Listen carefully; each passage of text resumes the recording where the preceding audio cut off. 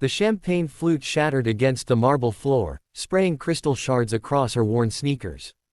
Emma froze, her cleaning cart blocking the doorway as every head in the ballroom turned to stare. But it wasn't the broken glass that made her heart stop, it was the laughter. Cold, cutting laughter from women dripping in diamonds, their eyes gleaming with cruel amusement as they looked at her like she was nothing. Just the maid. Just the help. Invisible until she made a mistake. Emma had spent her whole life being invisible, and in that moment, surrounded by people who would never see her as human, she wondered if that's all she'd ever be.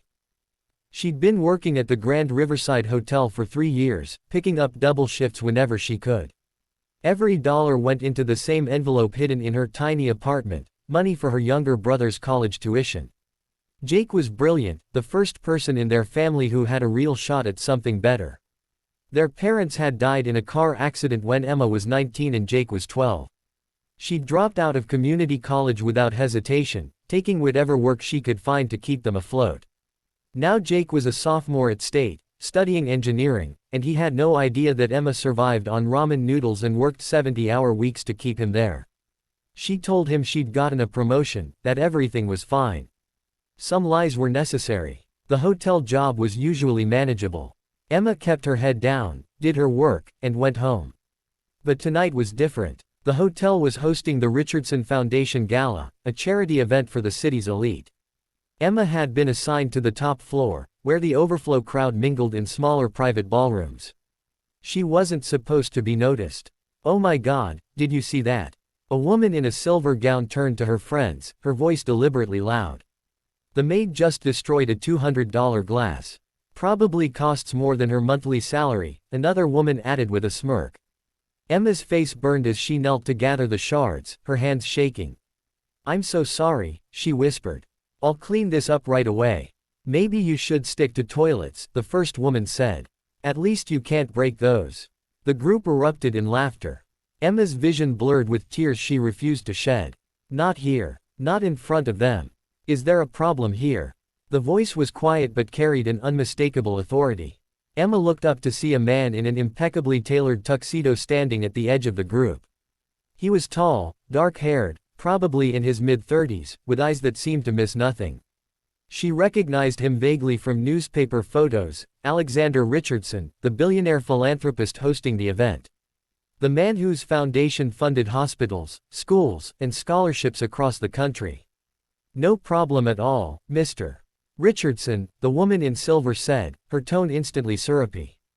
"Just a small accident." Alexander's gaze moved to Emma, still kneeling on the floor, and something shifted in his expression. "Are you hurt?" Emma shook her head quickly. "No, sir. I'm fine. I'm so sorry about the glass. Accidents happen." He extended his hand to help her up. Emma stared at it, shocked. Men like him didn't touch people like her. But his hand remained steady, waiting, and finally she took it. His grip was warm and firm as he pulled her to her feet. "What's your name?" "Emma. Emma Torres." "Emma." He said it like he was committing it to memory. Then he turned to the group of women, his expression hardening. "I'm glad you're all enjoying the evening. I hope you remember that this gala exists to support people in our community who work multiple jobs to survive, who sacrifice everything for their families. Who deserve dignity and respect. People exactly like Emma." The silence was deafening. The woman in silver had gone pale. "Emma, would you mind coming with me for a moment?" Alexander asked gently. "I'd like to speak with you." She followed him in a daze, away from the staring crowd, down a quiet corridor. He stopped near a window overlooking the city lights. "I apologize for what happened back there," he said. "You shouldn't have been treated that way." "It's fine," Emma said automatically. "I'm used to it. That's the problem." His jaw tightened. No one should be used to being treated as less than human. He paused. "I overheard you mention your brother's tuition once. You were talking to another staff member about picking up extra shifts." Emma's eyes widened. You heard that?" "I pay attention." He pulled out his phone. "Jake Torres, sophomore at State University, engineering major. Full tuition is about $30,000 a year." "How do you?" Emma's voice cracked. "Why would you know that?"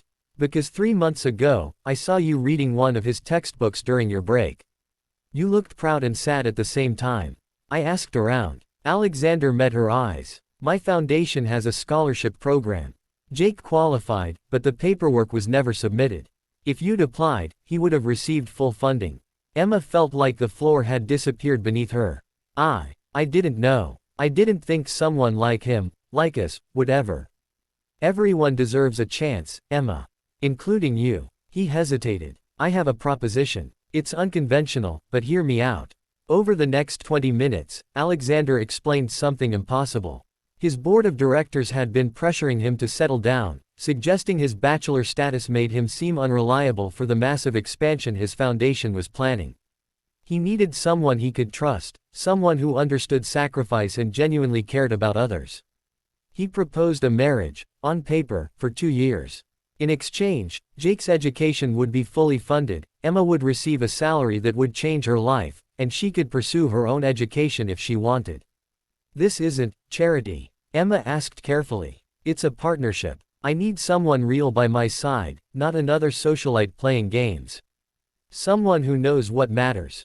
His expression softened. You have the biggest heart of anyone I've ever encountered, Emma. That's rare in my world. Emma should have said no. It was crazy. But looking into his eyes, she saw something she recognized: loneliness.